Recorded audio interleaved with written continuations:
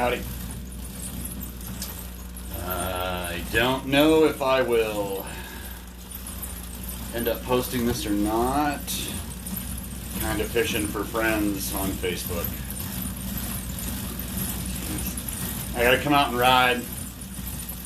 And I like to ride Monday, Wednesday, Friday, at least 3 times a week now. And we are getting our Peloton here in the next few weeks. I think next week it comes. And Julie is like raving about it. So looking forward to that. But she and I have been riding a lot. We've been riding a lot out on the road, but today it was windy and it just didn't work out. It was too busy. She's back at school. I'm at work downstairs.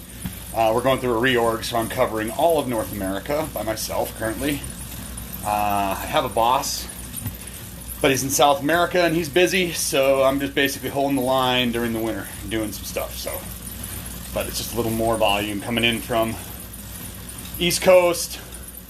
The only dealer we have in New Brunswick called me today. That was interesting.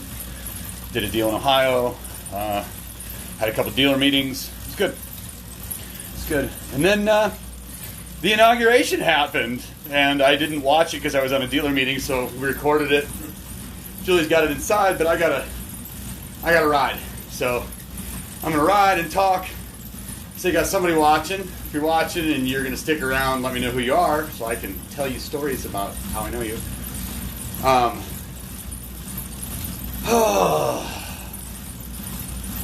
This may or may not have been Pfitzer Radio. I don't know. I'm just riding. Looking for company.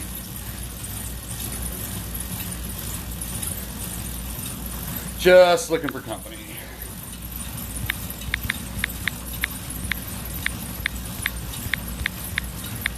And I'm typing that in.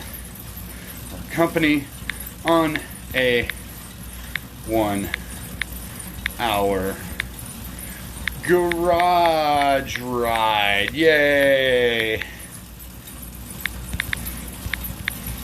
Yippee. Tell you a story. I need to decompress, man. Like, it's been nuts the last 2 weeks. Particularly because of the attempted coup.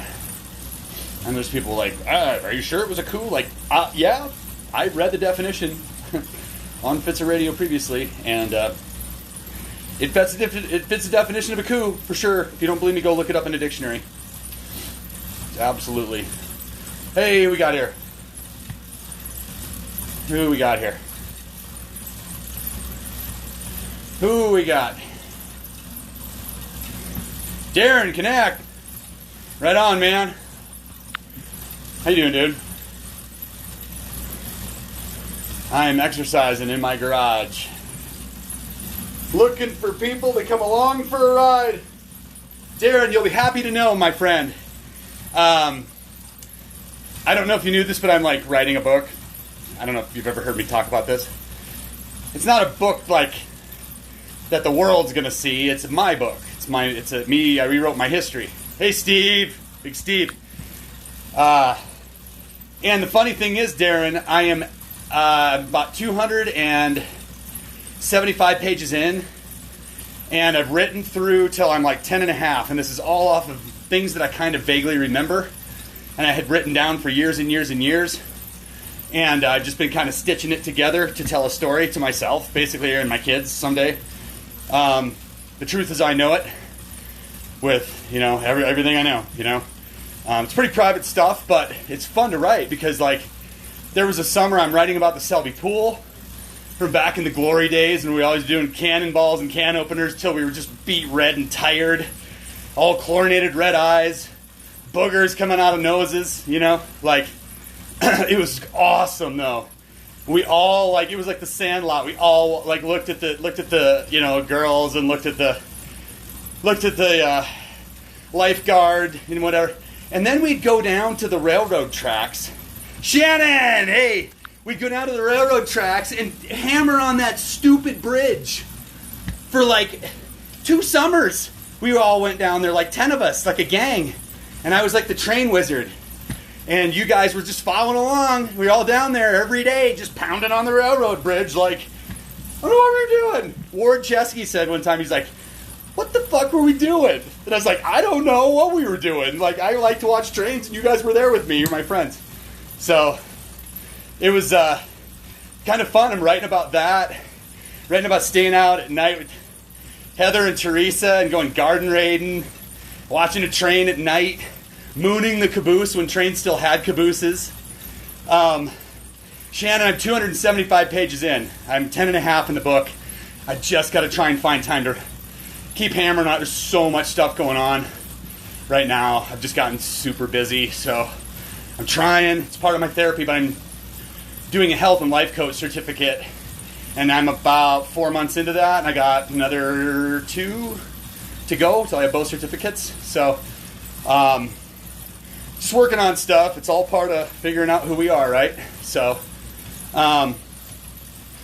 yeah, well, you 3 are still here. This is great. I got Selby, I got Sherburne, and I got Broomfield. So, like 3 places that are near and dear to my heart. So you guys stay here.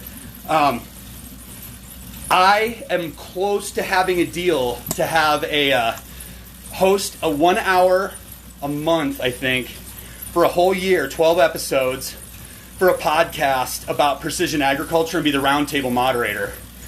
And I want to do it because I want to cut my teeth. And I've got some aspirations to like get on the radio and do some other stuff. So Pfitzer Radio is part of it. And doing this is important, just to talk to people like talking to a camera while you're riding your bike in your garage, you know? So I think I'm close to having it done, like the stars align. We were reorging at work, so my team got cut in half. I'm in the ag pod, like we're a bunch of freaking dolphins or whatever. I'm sorry if I sound jaded by it at all. I'm in a pod, and my boss, my old boss, and my old counterpart, who shared North America with me in ag and geospatial and construction, all those markets, mostly ag for me, is now in the geospatial pod. So Tom, my boss is not my boss anymore that I've had for 4.5 years, that we have worked on a really good balanced team. And all of a sudden, and you got to respect it, it's your job, it's just coming down from above. Like, yeah, Tom's not going to be your boss anymore. You're going to report to Renato in South America. Cool. So we're covering North America, South America, Africa, and includes the Mediterranean, Middle East. I won't do much there, but I could be drawn on if they have any issues with irrigation or something like that. So it's just interesting. It's all. But I've got a lot of liberty, and my point is, I can pull together. I was just a moderator on a roundtable summit, the Precision Farming Dealer Summit that is held annually by Precision Farming Dealer Magazine, and it was on robotics, the robot revolution, coming revolution, precision agriculture, how and when, and I just went through, real simple, defined it like, what is a robot? What is artificial intelligence? At what point does a computer start to run its own algorithms? Is it like running quantum computing? Because that's a heavy lift. And what do you want it to do at the end of the day? Why do you want it to be autonomous? Why do you want it to have independent thought, you know? So it's some heavy stuff to ponder, but right up my alley. It was really cool. And I've gotten kind of good at doing Zoom backgrounds and stuff like that. So like it's starting to kind of come through. I started talking to the folks at Precision Farming Dealer, and I've been on the radio sometimes, and hey, what's up? Uncle Jim. Yeah, I've been on the radio a few times. Not really television too much, except just this interface, not really television. And I wrote a lot of and when I was with Extension, I had to do weekly columns and stuff. A lot of it was just cut and paste from Purdue, and I would just kind of enter it in and out, you know, for our content for the county that we were living in. Some stuff I didn't publish because it wasn't relevant. Some stuff I went out on a limb, said, why are you all littering? And, you know, kind of got on people about that. And, like, just seeing people throw McDonald's bags, like, out the window of their car, like, in the middle of the country. You're like, what are you doing? We live out here. Why are you doing that? You know?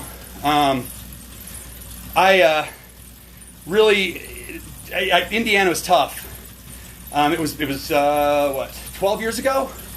So it was back during George W. Bush days, and it's Indiana. It's southern Indiana. It's people talk with southern accents, like it's basically the South. So do the math, and then if you know me, do the math, and you had to learn how to deal with it. You know, you had to learn how to thread the needle, and so I want to do this podcast, and we're going to do some different discussions. So we have like.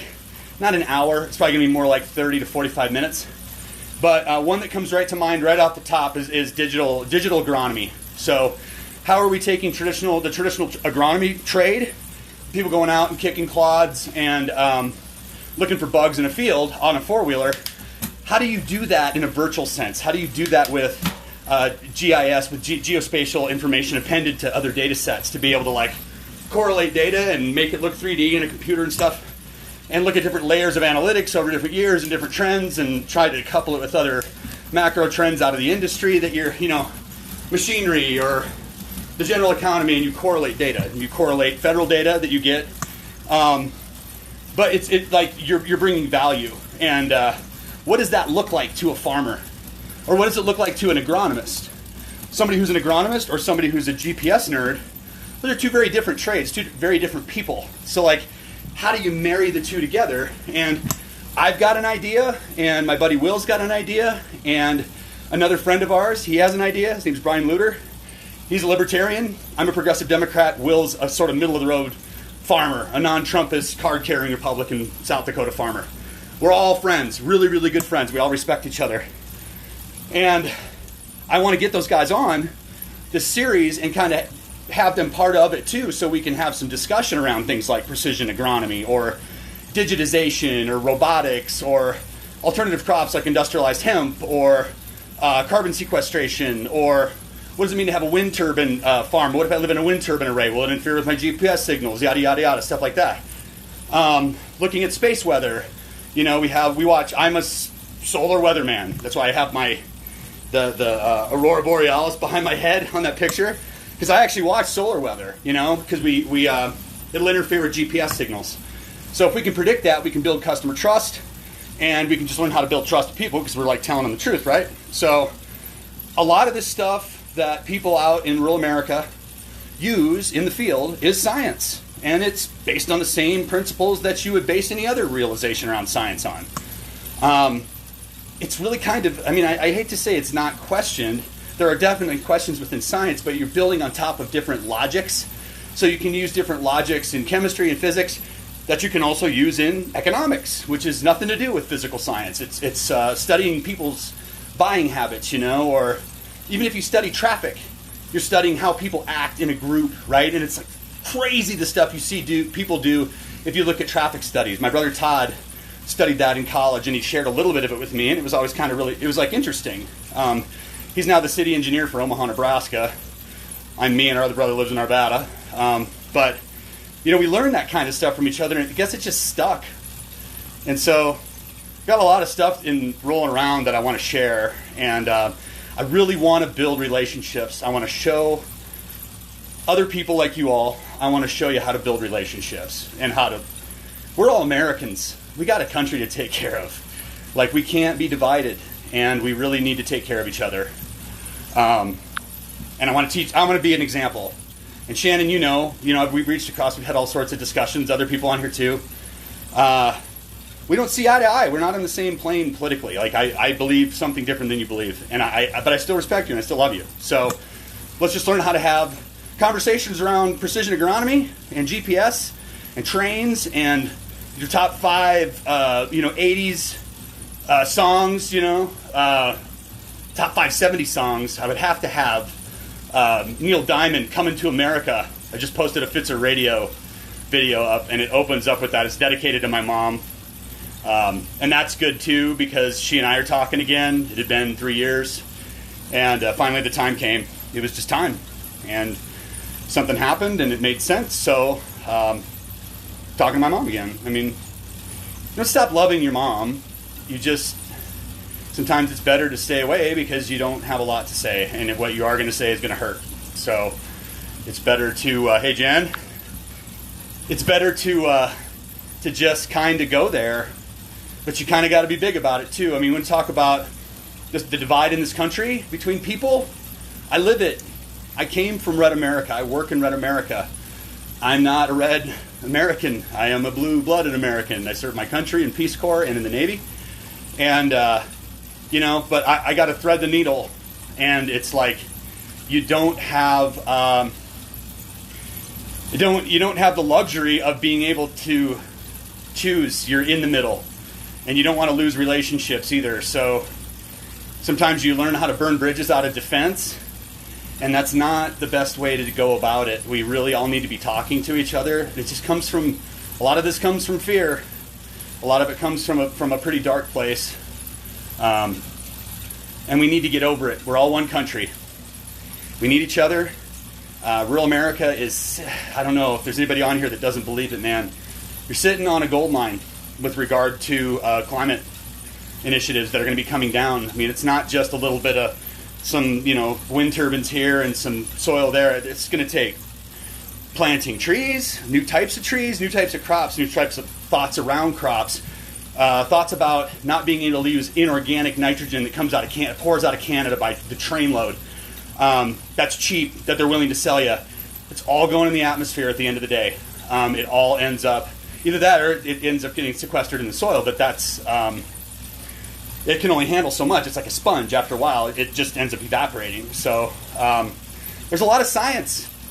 And we need to be able to take that science and apply it to our lives. So kind of rambling, kind of all over the place. Trying to ride this bike. But my point is I'm trying to find a way to get a bigger stage. And this change in my job, I'm pitching myself almost as a PR man inside of my company, which I'll be able to do very effectively, but I know I can go bigger, and I know I'm going to go bigger, and I've got some other plans, and I got super duper manic in the last 12 days. What happened on Wednesday, 2 Wednesdays ago, man, it freaked me out. I wasn't surprised, but it was just so freaking disappointing. Like, here we are, why can't we deal with each other? And in my own family, I've got that, Back to that point, like, we have a divide in my family. Like, we don't talk to each other. Because I'm who I am. I had to face it because of 23andMe. And I looked at all the science and around it and did the math and read some books and tried to get learned up on it. And I have a reality that's different than what it was before I found this out. And I know that's hard for my family. But it's the truth. It just is. It's not even a choice. You just have to change when that happens. So I'm going to take that experience and I'm going to pour this into my health and life coaching knowledge. And I want to tell people, not clinically because I'm not a therapist, but I would like to try and help people build bridges with other people. So I'm looking forward to it. If I can get Brian and Will to hang on long enough for us to get into a show, I will share it on here, and you guys will see, there's going to be a year-long podcast series where we're going to talk about stuff like this. So I sure hope it goes the way I want it to go. But the last few days has been pretty foggy. I haven't been sleeping particularly well, and I've had a lot of extra work because of the reorganization at work. And it's a Monday, we're in the middle of a pandemic. So, and it's short days outside as far as light's concerned, and what are you gonna do? So I think you're all with me. There's a lot of you I haven't talked to in the last year, really. That's when because this all kind of came on. It's crazy to think that we're coming full circle in a year. The holidays were good, but it's a different wave. It's not the same as what we're used to with all the socialization. Even if you consider yourself an introvert, it's an interesting place to be as a person in this world with the pandemic. You learn how to survive. At least I do. I mean, I hope you guys did too, but you learn how to survive. I go crazy about trying to do energy systems and batteries and extra batteries and lights and find some weird happy zone like a Mr. Rogers on crack or something, I cannot ever stop thinking Nancy, this is going to sound bananas, but my heart and soul is down at that crossing, down 2 blocks from Grandpa Grandma's house, on the railroad tracks. That's where I, that's where I always go when I get quiet. Is I go to there, milepost 784 on the railroad, and my world emanates from there. And I don't know if anybody else on here feels this way. I know it's really trippy stuff like you're talking about, but I call it an emotional center. I don't know if that's what it actually is, if there's a clinical term for it or whatever, but like, as a kid, where did you like to go? You know, like, did you have a fort? Was it in your room? Was it in front of the TV? Maybe it was multiple places. I have no idea, but mine is definitely down at the railroad tracks in Selby. And my whole world like revolves around that. Everything I know, all my knowledge of agriculture and dealing with people. And yes, of course, it's a larger world out there. Don't get me wrong, but like, you still come back to who you are. And there's just a lot to be said about recognizing the connection that you may have to a place like that. We're from the world, you know, like, we need a place like that. We need a place that's sacred. I maybe went to the railroad tracks because it was something that nobody could take away from me. At least I didn't think they could. They almost did. They almost abandoned the route, but the state of South Dakota came in and saved it, and I know that story in and out. You know, like, it's who I am. I know the story of the railroad, and I know the story of the whole system in the context of U.S. and North American and global railroading, and why you use certain technologies in certain places, and it just got in my blood. So, been a lot of realization in the last 3 and 4 years, and today is just the day that's like, it feels crazy because it's some kind of a change, right? So that's a lot to be talking about. I'm trying to ride here. I'll bring you up. See, ride. Here, maybe this will be better. Yeah, there we go. Out in the garage, riding the bike with my cats. Yippee! Hey, you guys up? Doesn't sound like they're up. Oh.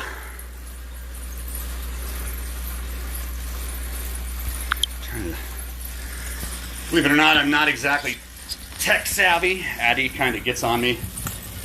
She's like the TikTok queen, you know? Like, these kids, they know all this technology. I know, like, in television and like a microwave, and like I used to trick our grandma Leora with like a clapper and like a Jeopardy clicker from like a game from the 50s, and we'd sit behind the couch and be like trying to like click at it, and it would just turn it off in the middle of her soap, and she like didn't know what to do. Like, we're so far beyond that. It's insane, right? Like, we have things now that we saw on TV in the 80s, and we're like, wow, can you imagine having a little box that you could talk to and it'd give you answers, and it would be like quirky and you'd have to hit it with your hand? Yeah, it's like Quantum Leap, right? Who watched Quantum Leap? I did. I watched Quantum Leap. And I watched Star Trek The Next Generation. You know, they had stuff on there. It's crazy the way that people manifest what they see in science, but it's just crazy the way people build things in their minds, honestly.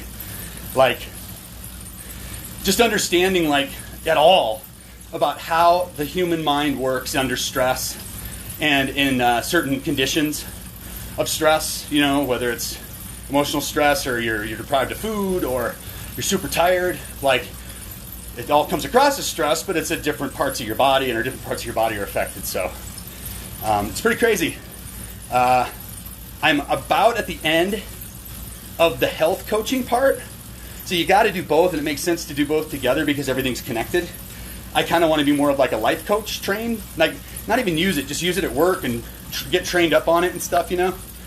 And like, just carry it with me. Like, some people go get, you know, Six Sigma stuff for work. You know, they'll get like a certificate, something that shows that they're a professional, something that shows that they're good at what they do, some kind of a specific certificate, or something. You guys know what I'm talking about, like a professional certificate. I'm at a point in my career, like, I got my master's degree a long time ago. It was Peace Corps Masters, and it served me really well.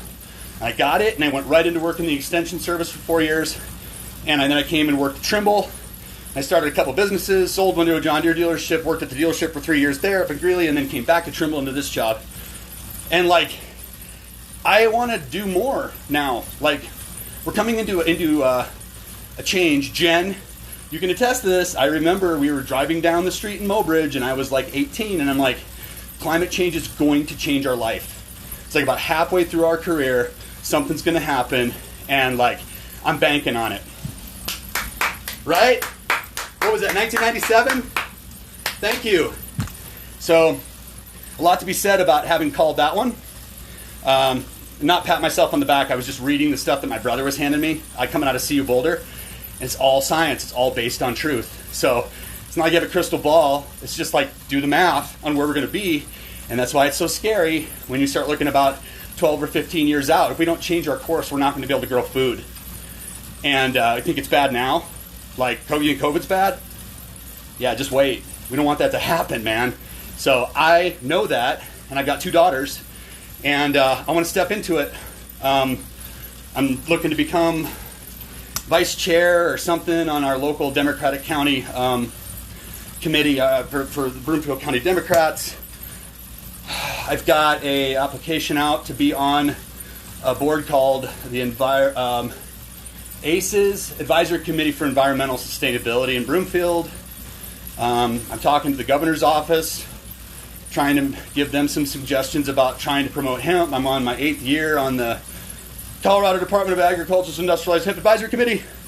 I can't believe I've been on that for 8 years. That's absolutely nuts to have known that I sat there from the beginning of when we legalized marijuana and hemp production in the state of Colorado, and to see where it's at today is phenomenal. I'm really lucky to have been part of that. Conversations just going on all over the country on deals for work and trying to form a new team in North America, trying to get some good people in to help float the boat, because I probably won't be there forever. I kind of want to do health and life. I don't know what you call it. I guess celebrity a little bit. We'll see. I don't know. I got to figure out how much I want to put myself out there. Do you really want everybody to know who you are? Do you really want that? But here again, I think it's time to step into it. So we got to have different voices in the wide open spaces. And I got a big voice. So I got Mickelson blood running through my veins. I know it. So Selby's just part of me. I never lived there, but that's where I'm from. That's where my physical form, my emotional form lives there. You may wonder, what does that mean? It just means having every thought when you go past, maps and things, and you think about where the railroad went through, particularly when you're traveling. You think about where you are, particularly in the Midwest, because that's where I travel, understand where railroads came into play in the colonization of former Native American lands from Ohio all the way to the Dakotas and onto the West Coast. The railroads played a big part in the colonization of the West. It wasn't the settling. We were kicking people off of their land. And it's no one's fault here, but we just need to recognize the history of it. Railroads categorically built towns in a competitive fashion with one another to go and make money building into nowhere that was fertile, that they could raise, crops and animals and haul cargo and all that. They were always in it for the freight play. They were never in it for wanting to haul people. It's not profitable, The only thing that makes passenger trains profitable, or did for a long time, were the mail contracts that were in the baggage car. But there was always a burden. But we need passenger rail. Don't get me going on that. But freight railroads had an incentive to go out and colonize the prairie. And South Dakota was some of the last land left. At the right time, Selby and Java and Glenham and those towns Everett's, was where it terminated at. They were just a place to go try and make money at. There was no grandiose expectations of building all the way to the West Coast. They decided that 5 years after they established Selby, and then they built all the way to the West Coast.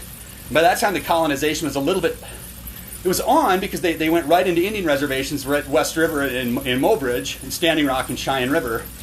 And there it was colonization for sure, but it was also a play against the Minneapolis and St. Louis. That was also an upstart. And historically looking back, they weren't a threat. They never became a major transcontinental carrier or even much of a player in the Midwest at all. But they blocked them and then they built west, but they were just trying to get to the West Coast. And that was a flaw in the design. It was a beautiful railroad, but it didn't have any towns on it. So it cost a lot of money to haul cargo along there because your cost was so high because you didn't have any organic growth around the area, maybe some mines and stuff like that. They served Butte, and I'm trying to think, and then went over to Coeur d'Alene, Idaho, and then onto the West Coast. But like, they made the bread and butter of American colonization happen in places like South Dakota and Minnesota, Iowa, and Illinois. So when I'm driving through there, and I've looked to see where all the old abandoned railroad lines are and stuff, and how the towns will line up on a trajectory. You can see it from a plane too. My mind just goes there. And then my comparison to whatever I'm looking at is always Walworth County, South Dakota. Like, that may be Omaha, but that's a different thing. It's like Omaha was a hub. It's where the Union Pacific Railroad started, and it's where a bunch of eastern roads to the east, they all built from Chicago, like 9 or 10 or 11 of them, competed for the traffic of the Union Pacific coming out of Omaha. It's a different model entirely. Railroading is useful. It's a tool. It's a big tool. Like, how do we use it as a society? In Selby, we just used it to get across some country and colonize part of America. Omaha's a different thing because there's terminals and all that. So if you take that perspective and you put it certainly on railroading abroad, when you start looking at 3-foot gauge railroads and cog railroads and different types, mines in the Atacama Desert or something like that, there's a purpose. Some railroads have no towns. They just go from a mine mouth to a power plant, 30 miles, like in the Navajo Nation. They had one that just shut down, an electrified road. Never went through a town. It just wasn't what it was built for. So if you take that perspective and you extrapolate it out into railroading globally, you can certainly draw parallels, but it's where it gets trippy. If you just recognize that that's the way that your brain works and groups things, and you just go with the flow, and you can leverage that as just the way you have your nature versus nurture, the little guy on your shoulder, little guys on your shoulder, versus your physical being wanting to do something. It's nature versus nurture. Like, it doesn't just stop when you're born. Nurture has to carry on through your life, and you taking care of yourself is nurture. So a lot of times you see physical manifestations in problems that you're having emotionally. And if you can get to the core of what is that big what's the big why behind it all, you can change your life. Then you have to have the ability to institute incremental habit change based on daily, weekly routines. But it's all fun. It's good stuff. It's like path of least resistance. We're all adults in the room. You can have a drink every now and then, you know what I mean? Like, but we want to get people to the point where they recognize that there's that connection. And it's really been interesting to learn about it. So I've got that emotional connection. Kind of always. My mom was a self-help junkie, and I got into Oprah when I was in junior high and stuff. Christine, you know what I'm talking about. Like, go home, watch Oprah. But it just stuck. Some of it's narcissism. Some of it's just like, people trying to take care of themselves. I don't know, just geared a particular way or whatever. But if you can recognize what you've got inside of you, and then you unlock your brain and get all your emotional and mental barriers out of the way, if that's possible, through some work. You're not going to solve all your problems. You're never going to be perfect. No one's perfect. But like, if you can get through that, and you can improve yourself 5%, 10%, might be just that little tiny bit that helps you lose 30 pounds. And then you feel really good. And once you do it, you maintain it. And if you change your brain, guess what? You never get the weight back again. Because it's, again, weight gain is a manifestation of what's going on in your head. So, and sometimes there's physical issues, of course, but we're saying in general, for people that would call a health or life coach, That's what I tell them. So, yeah, health coaching is just about done. And now we're moving into life coaching, and we're slowly, incrementally starting to bleed the two over a little bit. And I'm digging it. I have a skills lab partner in Chicago that I talk to every week, and his name's Renard. Lives on the south side. He's a good dude. He's a brother. Love it. We have connected on. He's a fitness trainer. Like, he's a trainer. He like does physical fitness, bodybuilding, stuff like that. And he's given me some insight into how he's going to do his business, or how he's looking to use his training. And I'm helping him as well on what I want to do, but also with some stuff on, like, this is what I do with the website. This is what I might think about doing for a business structure. This is who you need to talk to. At what point, you might need to talk to legal counsel just to make sure you got everything lined out, all that good stuff. So, it's fun. It's good. And find there's use in it. And I really like partnering with him, but we do these skills labs every week. And I guess I got behind a little bit because we didn't do it over Thanksgiving, and we didn't do it for maybe 2 weeks over Christmas, maybe one. So it was 2 weeks behind. Last time I talked to him, he's like, hey, why don't we just do 3 skills labs and get caught up on Saturday? We'll just take 3 hours and do it. It's like, yeah, that's what I want to hear, because I want to get this done, because I want to get it done before COVID. I am nowhere on anybody's list for a vaccine. I am a 46-year-old healthy white male. I'm not getting a shot. I'm going to be like the last in the line. So I'm fine with that, whatever. I can handle it. Justin Bowman, what's up, Rusty? I like, I lost my train of thought. Ha! It happens. It actually happens more often than you may think. When you're, like, selling things all the time, you kind of just have to, like, pop through it. And the conversations are fluid enough anyway that, people just want to hear you talk anyway most of the time, so. Oh, boy. I'm about halfway through. I'm not offended if anybody wants to drop off. I got to drink a little water. Rusty, I'm getting a Peloton. And I'm getting warmed up here. I got looking at my kitchen over there. I'm out in my outside garage. It's heated. My cats and my cock. That guy, Rudy the Rooster. Shot him up in Selby. Actually, I don't think I shot him. I think Will gave me a pretty bird, and I had him stuffed. And I took him to Frederick, South Dakota, and got him picked up, and then he ended up here. So it's a whole thing. But yeah. You guys, I don't know if you can leave comments if you're like in that position where you're just listening or whatever. Would you be interested in hearing like a podcast discussion that's talking primarily about precision ag and like how we grow our food and how we're going to record the data for blockchain and for more clarity about where food comes from and how it's raised? If there's any pesticides, chemicals, whatever, or any inputs put on it. We're trying to record all of that, like to the date, time, and the location within a centimeter. Sub centimeter. 2.5 centimeter. Yeah, 2.5 centimeter, sorry. Like an inch.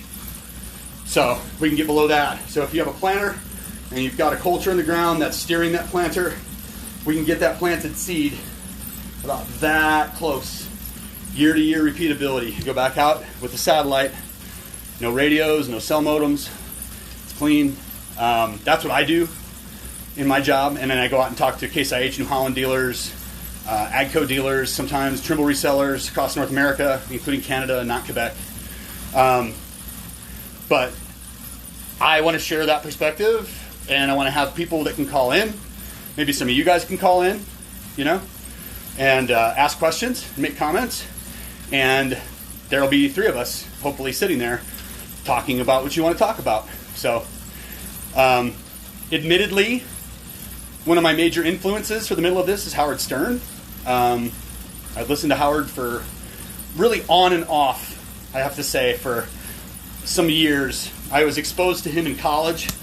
I had a buddy, one of my roommates was from Philadelphia, Dave Katz, and he listened to Stern on the radio. So when we watched Stern on TV in Lincoln my senior year, and then when I got to Colorado and I was driving a spray rig, I listened to him on the radio. I listened to him on the radio, like FM radio, at a certain time of day. I'd be out spraying in the field in a Loral, big spray boom, and Howard would be on, and it was great because it would pass the time.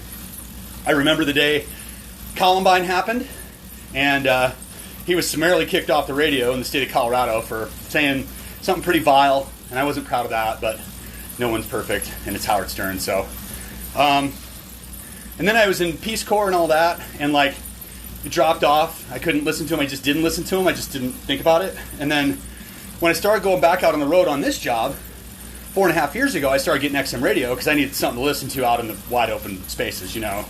There's just so much. There's just only so much gospel, prairie music, classic rock, and commercials that you can listen to driving just in a car on FM these days. It's insane. Got to have XM radio. I punch in, First Wave, and what's the other one? 80s on 8. 80s on 8, First Wave, Ozzy's Boneyard.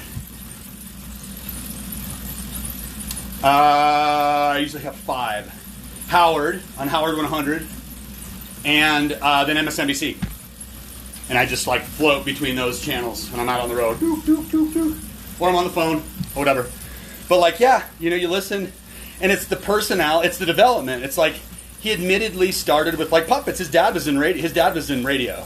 And if you haven't read Howard Stern Comes Again, and you like Howard Stern at all, you should read that book. It's about interviews he's had with people, and Donald Trump is the main person that he was this guy should not be president. And it was just they just are in awe that guy that used to come on their show is now was president of the United States, And that was a little bit reassuring in the middle of everything in the last 4 years, but Howard's weirdly part of my life. You know how you how people gravitate, I guess, to Donald Trump, or how maybe people gravitate to other people they see on TV. There's a connection there. There's a reason why they're watching the show. And I like listening and driving because I really like driving out along the long roads, obviously, in the Midwest, because I'm looking at stuff along the way. But I do like listening. And when he's on in the morning, just listen to what he's got to say about stuff. And he and Robin talk about politics, and they're doing stupid drops, and that he's got puppets and Baba Booey's puppet and all that kind of stuff. So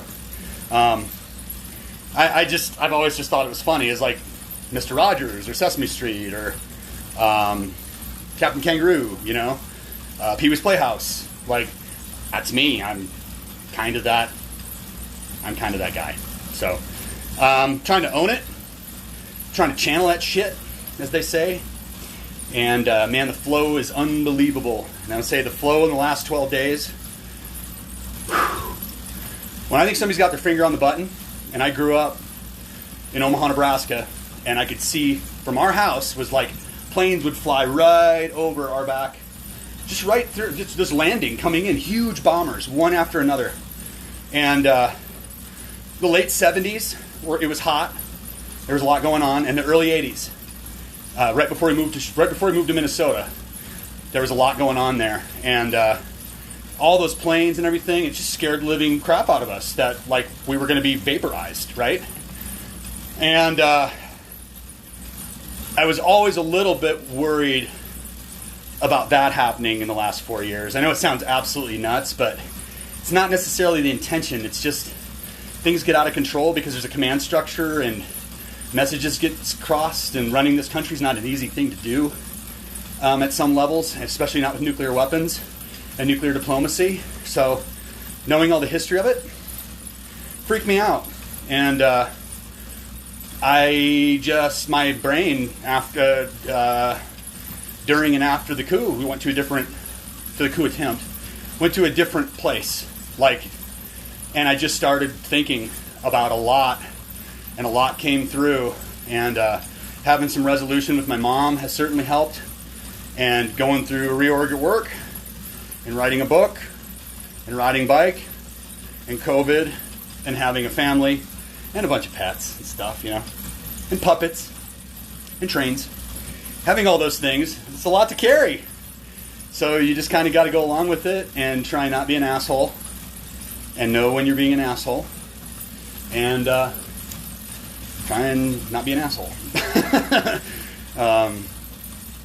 Yeah. So if any of you are interested at some point, I want to keep close relationships at a bit of an arm's distance, but, I'm going to be that guy, so as long as there's an understanding, if anybody ever wants to do even any sessions of health and life, call and talk. It's called the opening the relationship, the OTR, the big OTR, right?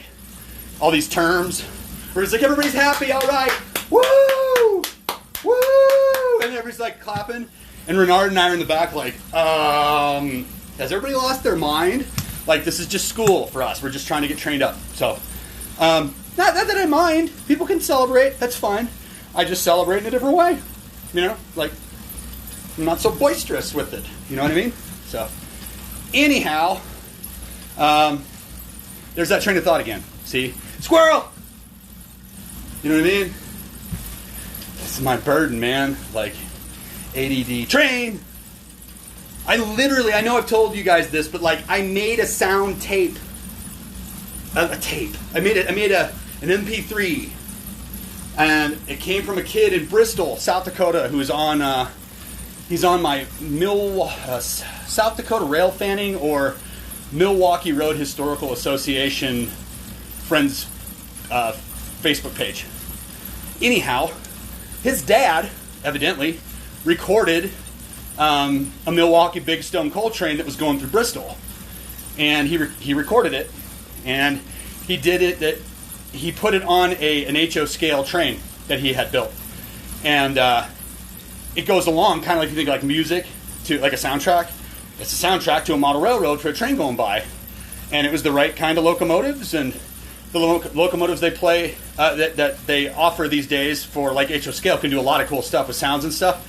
So it was pretty realistic, and I got really into it. So I spent, Julia's watching this, she's probably laughing.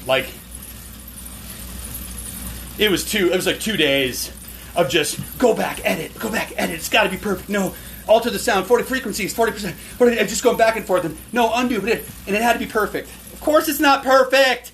It's never perfect, man. That's the part of forgiving yourself. If you're manic, it's dude, it's enough.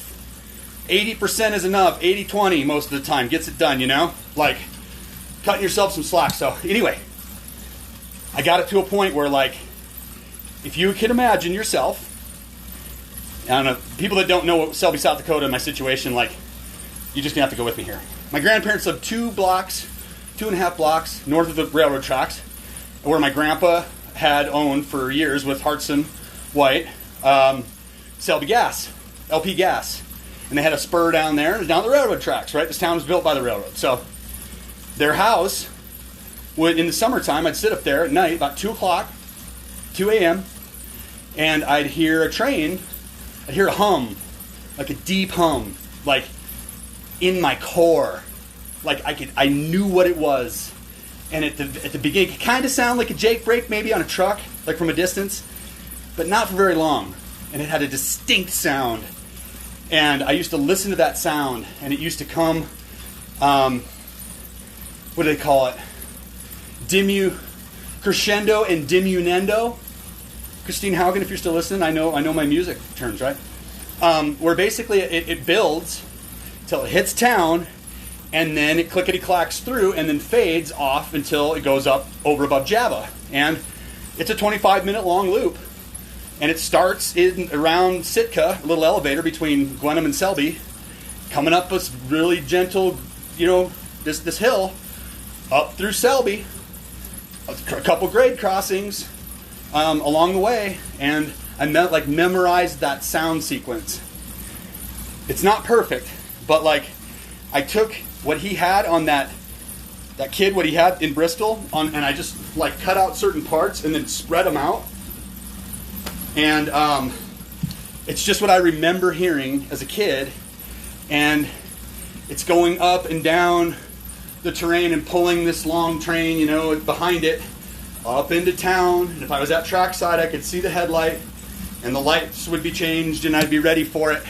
But I wasn't. I was in my bed. So I had to make it sound like the Doppler effect, and I had to make it sound like it was kind of going through Selby, you know, the Selby Equity Exchange, and kind of down it had that kind of had that weird like distorted sound.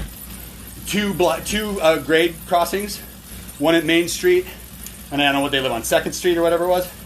So there was like 2 blocks, so they had to hit the horn fast once they hit that first grade crossing. So I've got it looped, and I've gotten to the point where, like, there was a time where, like, when I first got it, when I really started listening to it, when the locomotives went past the 2nd grade crossing, and it just started hitting a sequence of clickety clacks, where you could hear that clickety clack because it was jointed rail, it wasn't welded rail, didn't make like a woo, it was like you could hear it hitting the joints. I was just out like a light. And I would do the math, and I'd do that for 25 minutes, and then I have an hour in between of crickets, like crick, crick, crick, crick, like going like a loop, and then it comes back to the train. So it loops every hour and 25 minutes. And I'll wake up, and it'll be like middle of the night, and I have had my headband on, it's got my speakers in it, and I went right through 3 of them, right? And it's just like, that's kind of cool to think that, like, you can make it through a blaring train coming through town when you're like, you could just be sitting and listening to it wide awake. I've trained my brain to sleep around that sound because it was like an itch I couldn't scratch. I had to get it out. That's one incarnation of Selby's Railroad and Selby in my life. Yeah, just kind of obsessed by it. So I'm gonna try and live it, man. Like, tell the story. I personally feel like anybody that lived with me in a town, maybe not Omaha, but probably Sherburne and probably Selby, maybe Sullivan, Illinois, maybe Washington, Indiana, maybe villages in Moldova, probably not Fort Collins. No place big, you know, but those places are going to probably have a little bit more of a Garrison Keeler feel to them after I get done with what I want to do. So you got to trust me. It's not going to be bad. It's going to be fun. I'm not going to trample on anyone's feelings. Just trying to let the world see that if you can reincarnate your memories through stuff like writing and sleep sounds and shirts, Red Tail Precision Ag, Selby, South Dakota, Will and I's business, you know, like, just own it. And it can seem like you're being obsessive, but you're really, that's who you are, and you're being true to who you are, and that's tapping into that power, you know, like, tap into what you've got, tap into you. So, again, if anyone's interested at any point in the future, I'm going to be building some level of a health and life coach kind of practice in conjunction, hopefully, with working with some other people and some friends and trying to bring it all together. And hopefully it's going to make all of our lives better. I don't know. We'll see. But if you could give me any feedback below, it'd be nice, I hope. But be honest. Like, let me know. Is that something that you would listen to? Both either the Precision Ag podcast, talking about how we're going to digitize field data, or how we're going to do, crop insurance scouting with drones moving forward, or how we're going to use center pivot irrigation as a toolbar in the field, or how we're going to sell all that data. Those are things we're going to be talking about. If you want to tune in, you're going to start to see that as the beginning of what I hope becomes something bigger down the road. And pretty excited about it. So let me know. With that being said, I got 10 minutes left. And I can't see your guys' comments. Why, I don't know. I guess it's because I'm stupid. Maybe if I go to, I don't want to hit finish, see? Because it's like right next to it. Sure as hell I'm going to do that. See, I don't want to do it because it's gonna turn it off. I don't know what to do. So I just assume nobody's making any comments. I know you probably are. I'm going to leave it open because I'm not sure I'm going to post this unless you guys think I should post this. I did a lot of jabbering, and it's no bullshit. Just let me know what you think, either underneath or text me or whatever. Like, would you watch a show? If we did a show, had some friends, and it was like Pee-wee's Playhouse meets like the McLaughlin Group and maybe a little Mr. Rogers in there, I suppose. Would that be of interest at all?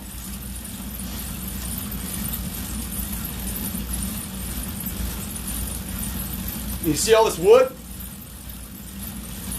Yeah, so save the best for last.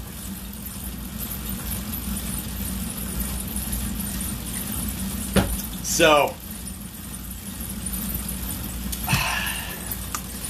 if you know me, you know that my railroading passion can bleed over into models, right? If you like trains, you're going to have it's going to be hard to not like model railroading, you know? Like, especially if you're a foamer. Foamer's a person that sits next to the tracks and foams when a train goes by. Never worked for a railroad. Like, worked around railroads, at the elevators. We used to load cars, you know, and then we shuttled cars around, but that's not working on the railroad. That's working at a grain elevator.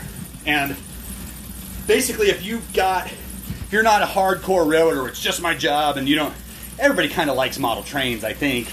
Some of us like them a whole hell of a lot more than anybody else. But anyway, I never wanted to commit because I always drifted so much when I was younger, that like I had my cars in a box under my mom's stairs stored away, but like I couldn't have a train set like for years and years of my life. So I've gotten to a point financially and with some time, and the girls being the age that they are, that I want them to kind of craft and be creative and have something for us to work on, like a legacy project.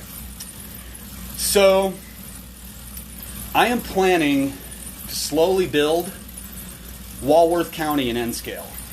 It's going to be small. You know, the HO's, the one that you saw our Christmas tree, that's a normal size locomotive that I've got. N is half that size.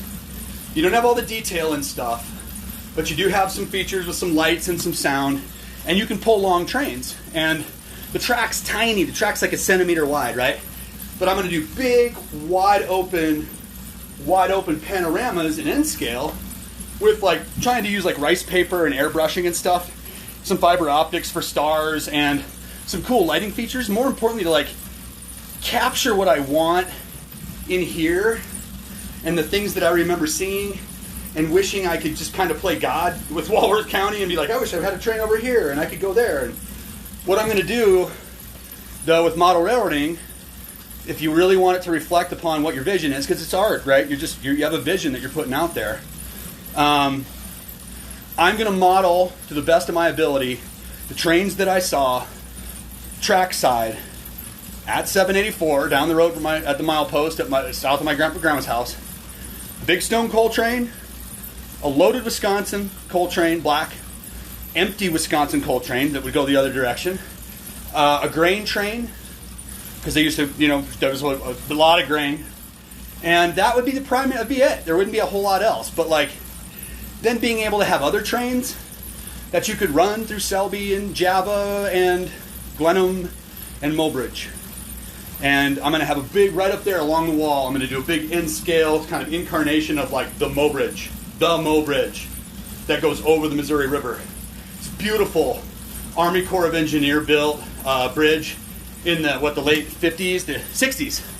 JFK was the one that sat on Oahe Dam and when it was completed. So it would have been late 50s, but it's a big, beautiful bridge. That's going to fade off. It's going to go up here. It's going to loop in a helix. It's going to come back on top, and at the very top, on that side over there, is going to be Java. And then I'm going to have a grade that goes from Java down the wall, down a grade. Of course, it's not the scale. Relax on the scale. Like, it's just a model, right? Then it's going to come down the wall, It's going to loop back again. It's going to come back down to that level. Here, let me show you. It's going to come back down to that level, and then it's going to go back out again, come back down, and then it's going to end up in a yard in Mobridge. Mobridge was a division point on the Milwaukee Road. The trains that used to run through Selby generally would stop in Mobridge and refuel and recrew and all that. It was on Missouri River. By the time I ever saw Mobridge, when my grandma retired, we'd go down there. It was abandoned. There was nothing there. It was like a single track with a siding and a signal that went into town. It looked like any other town. It wasn't a division point. There were no roundhouses. There weren't employees. There wasn't even a depot anymore. So, I want to have two versions of Mobridge. I want to have that version, and then I'm going to have the version that I always dreamed of if I controlled Walworth County in the summer of 1985. This is what I would do. So you give yourself some parameters, and I'm going to do that, but I'm going to model it, and then someday, either if we never sell this house, I'll never get rid of it, but if I do move, and we move to North Carolina, I have to be thinking about how to get it apart without completely destroying it. So I have to build it so it's stackable too, but it's all going to be controlled. There's going to be lights and horns, and I want to be able to make it night or day or a sunrise or a sunset, and it's going to be sweet, but it's going to take some time, and that really, really dedicating and getting that project out on the horizon has really, really helped dampen my emotions around my family, around my mom and my dad and my brothers. And it's because it's kids that like trains go back to a weird spot when they're young. It's where we missed, there's like a gap in some nurture cycle or something, and you're near a train. And I don't know, you think about kids with special needs, there's an affinity for trains sometimes. Just don't know what that's all about. I think I kind of know, but that's not something I want to speculate about. So that's where my wife comes in, right? She's getting her doctorate in that sort of general area. Sorry, Jules, Brittany. But yeah, that's what's going on. So I'm pretty excited about having that train set. Never built in N scale. I got to get retooled. I'm going to buy Dremels and some lathes and maybe a laser printer, laser burner, a decal printer. Some guys are going to get Jeeps or boats or something. I get to build my train set. So, yeah, it's going to be awesome. And there's going to be tons of pictures of it.